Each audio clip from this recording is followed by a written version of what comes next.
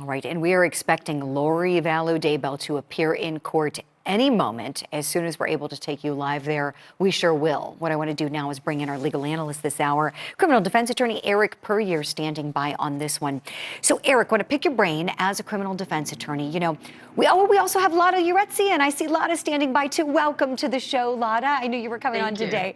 The clock got away from me. It's been one of those days. We've had so much courtroom action going from the Tibbetts case into this one that our viewers have been watching, just waiting, holding their breath to see if we have those homicide charges. I'm glad you're here as well. So, Lara, you practice criminal defense too, so I want to pick both of your brains. The Doomsday couple, while they are married and united in matrimony, we don't know that they're going to be necessarily united in a defense. So far, from what I can tell, it does not seem like they want to proceed with the same theory of the case or proceed in the same fashion. We saw one of them, Chad, elected to have the prelim last year. Lori did not. Two different attorneys. We really don't know how much contact they're having, being that they're both incarcerated, but even by way of phone or whatnot. What do you think would be wise for them to unite on this one or go their separate ways? What would be the best in terms of a strategy? Lara, I want to start with you, please. It all depends. I mean, if you're the defendant, one of the things that can help, one of them can point the finger at the other and basically say, I'm not the one that did it. Most likely he did it. Or, you know, Chad could say, I'm not the one that did it. She done it. And my involvement is at the end. Whatever it is, I mean, it all depends on truly what happened. There is always a possibility of a joint defense that they have the same defense, that they're going to claim that they didn't do it at all.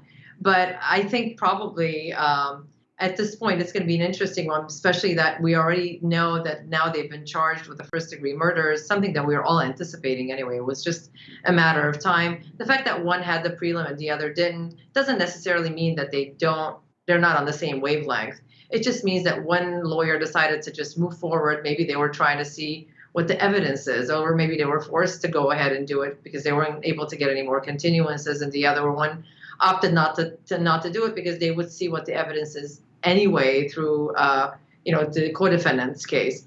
It could be anything, but knowing this couple, honestly, I probably would expect them to have the same defense because they were so united before. Right. I would expect them to be united after. I'm with you, Lara. I think if I had to predict, and I'm not a criminal defense attorney. Any defense work I did was very limited as a law student under supervision. But if I were on the side of either of their, defenses, I would think about uniting and looking at the other alleged co-conspirator as someone for finger pointing, and that's old Uncle Alex Cox, who's deceased and can't come in and share what the story is. But we know that a lot of his history was quite questionable interactions he's had with his sister's past husbands and fights, and really it's been all very sinister when it comes to his past and what he's done. Eric, what do you think about that as a potential legal strategy for Chad and Lori? Do you think they're going to point the finger at Alex?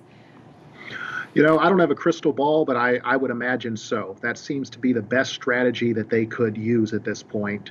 And it also would be compatible with what would seem to be their emotional goals of staying united, staying unified. Just looking at all the surrounding facts of the case, everything we've learned so far, it's hard to see them wanting to point the finger at each other, even after they've been incarcerated for so long. Right. If I had to guess, I think it's going to go that way with him. And I think what just kind of adds the insult to the injury is all the financial crimes that are being alleged, that not only did killings occur, but also there was monetary gain and fraud being had, according to these prosecutors. That looks really, really bad. Lara, do you think, is there anything that the defense can do to try to sever those charges and see if they could proceed to trial separately on those? Because certainly it helps the state's case in terms of establishing some motivation in the way of financial gain. What do you think?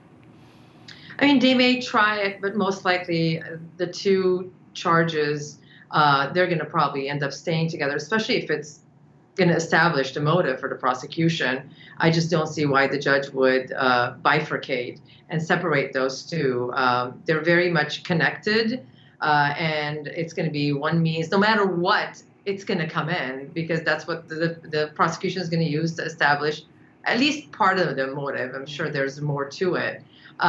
It doesn't make it prejudicial. Again, I don't think it's going to be enough. My guess is most likely they're all going to be together. I appreciate that, Lara. I want to play a clip of the prosecution team when they had that press conference. They're talking about pursuing the death penalty. That's still a decision that they have to make, a very weighty one. So here's what they said thus far on that.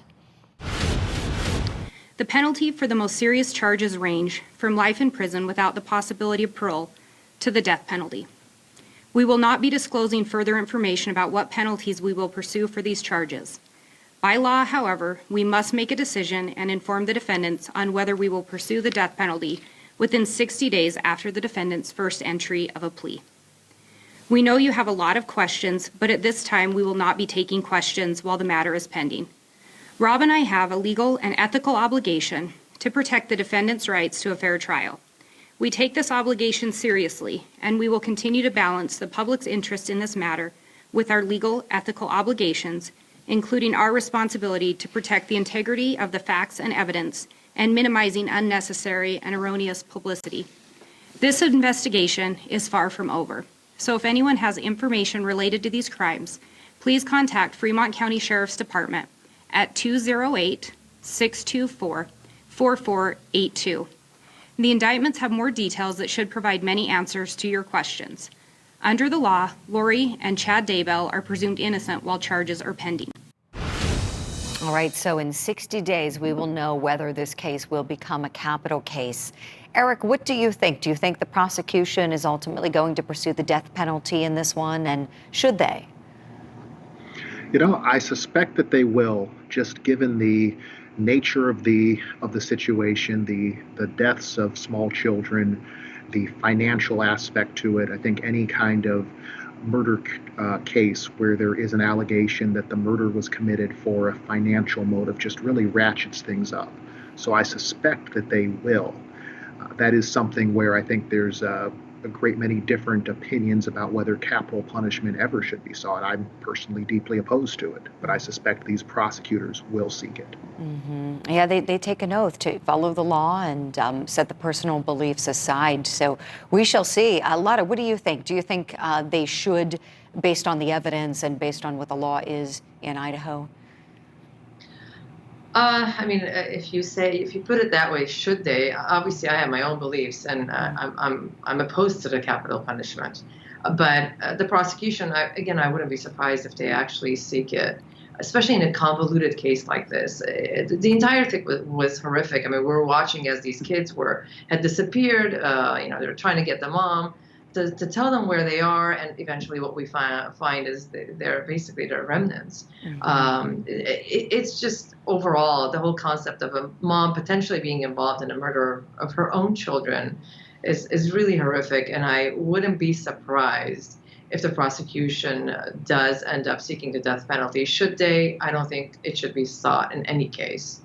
And I understand that, and I certainly respect both of your personal beliefs. That's the beauty of America, right? We're all entitled to that. And just based on the law, it is a tough job, and that's something to think about, too. Anybody who serves as a prosecutor, in particular, who is the DA of an office and in charge, those are very weighty decisions to be made, and certainly ones that aren't made overnight. But this office has had a lot of time to think about this case, and the individuals who were supposed to be protecting those kids not only failed them, because we know the kids wound up dead, but here the most heinous crimes are being alleged that led to their deaths and the dismemberment of one of them.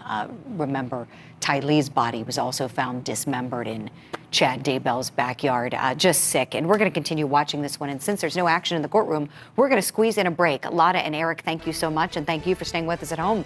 We'll be right back.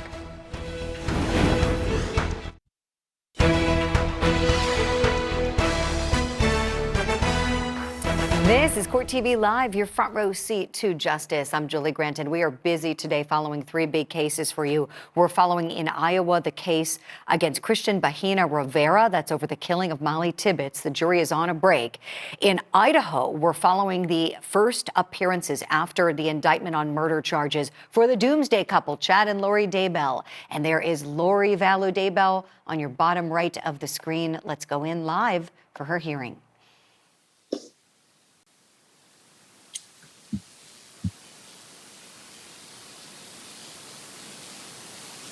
We'll be on the record here in Fremont County. It is 11:44 here on the 26th of May, 2021. Good morning to everybody. We will call up case number CR 2221-1624, State of Idaho versus Lori Noreen Vallow. Miss Daybell is present here with her attorney, Mr. Means. I have Miss Blake. I have Ms. Smith and Mr. Wood appearing here for the state. This is the date and time for an initial appearance. The court took a recess prior to the hearing today and had a sidebar with counsel in chambers. Based upon the information that was provided to the court finds that there's some exigent circumstances as well as a motion that was made orally to me to continue the initial appearance by the defense to a future time. A date certain has not yet been set. What is the state's position with regards to the motion made by defense to continue this initial appearance? Your Honor, the state objects to the motion to continue. Mr. Means, it is your desire to seek a motion for continuance, correct? Correct, Your Honor. I couldn't hear you. Will you speak a little bit louder? Correct, Your Honor. Thank you. Based upon the information that was provided to the court is going to continue this initial appearance based upon the information that was provided to me, and we will set this for a time and date certain in the future. For right now, we don't know that date and time, but we'll get that set as soon as is feasible. Any questions about what's going to happen here today, Mr. Wood? No, Your Honor. Mr. Means? No, Your Honor. We'll proceed from there. Thanks, everybody, for Your Honor, appearing. we would quickly ask if Mr. Means has entered a notice of appearance on this case. Mr. Means, is it your intent to represent Miss Daybell here in this case? It is, Your Honor. Do you plan on entering a notice of appearance to, I guess, just to memorialize that? As soon as I get an opportunity, I will, Your Honor. Any other questions, Mr. Wood? No, Your Honor. Okay, that will be all for today. Thanks, everybody, for appearing. We will be adjourned. Thank you, Your Honor. Well, that might have been one of the quickest court appearances ever. I'll tell you, basically, the bottom line for that one is defense counsel wanted to postpone this today. But here's the irony. I have to tell you about this as somebody who's practiced. Postponements are part of what occurs in the system all the time. Attorneys move for them. Sometimes they're called continuances, same thing. But when you're actually appearing, I mean, that says that you can be there. I mean, a lot of times there's a reason things come up and you can't be present, be part of it. And I don't know if we got a little hint there, maybe from the prosecutor saying that maybe Mr. Means hasn't entered his appearance.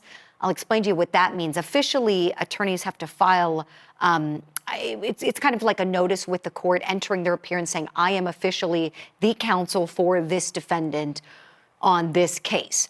So when you have multiple cases in the system, you have to enter multiple appearances. So for each one. So we know he's representing Lori on the one that was charged last year on the concealment, alleging the concealment of the bodies, the alteration, destruction of the evidence, meaning essentially the tampering with of the bodies of those two beautiful children of hers. But now that we have these new homicide charges filed, that might have been what that hint was. I don't know if you caught it. The attorney spoke up and said, Your Honor, just to be clear, has Mr. Means entered his appearance on this one? So that might have been the reason why he needed the delay. But either way, it seems to me you're in court. We saw the last hearing didn't take more than a couple of minutes, but it's been continued. So that is that. If you're just now joining our coverage, finally, the homicide charges that we expected to be filed at some point have been filed against Lara Daybell and Chad Daybell for the deaths of her two children, J.J. Vallow and Tylee Ryan, and his wife, Tammy Daybell. I want to bring in our legal analyst now, still with us, Lara Yeretsian, joining us live from California, and still with us from Iowa, Eric Puryear. So that was one of the quickest hearings I've ever seen. I know you both could hear my thoughts. I want you to jump in and kind of just piggyback on what I was saying. Lara, your best guess as to what was going on here, the reason for the continuance? My best guess is that maybe the counsel has not been retained for the new charges. He was retained for the, what we had before, and he just is trying to buy himself time. So he's fully retained. Most likely he will be, but sometimes you want to make sure before you're on the record and doing anything on the case. The other possibility is that maybe he needs time to go through any transcripts, since there's an indictment, and so basically go through transcripts, see if there's any motions that he needs to file before the arraignment takes place. I hear you that he wants to be thorough, wants an arraignment, but I keep thinking, or wants more time, excuse me, a continuance, but this is just an initial arraignment on the charges. There's going to be a formal arraignment later on that's more involved, right? So I'm kind of scratching my head here. Eric, I want to get your best guess too. Yes, that was rather surprising. Normally, when an attorney is going to represent someone in a serious case, especially a murder case, they'll have an entry of appearance on file long before they are physically appearing, even if it's by Zoom. I certainly have an entry of appearance filed before I physically appear, even by Zoom in a case. So that is rather unusual. Given how simple an initial appearance is, this is not even the formal arraignment. There really isn't anything that you need extra time for. So my guess is that it really is something relating to being retained, having been fully retained, and that may be a financial issue for that attorney. The fact that it was done off the record, or at least outside of the actual hearing that we could observe by Zoom, also would seem to suggest there was something about it that wasn't just a run-of-the-mill legal issue that was coming up. Normally, if people are asking for more time to obtain transcripts or otherwise look into a legal matter, they'll just say that that's what it is.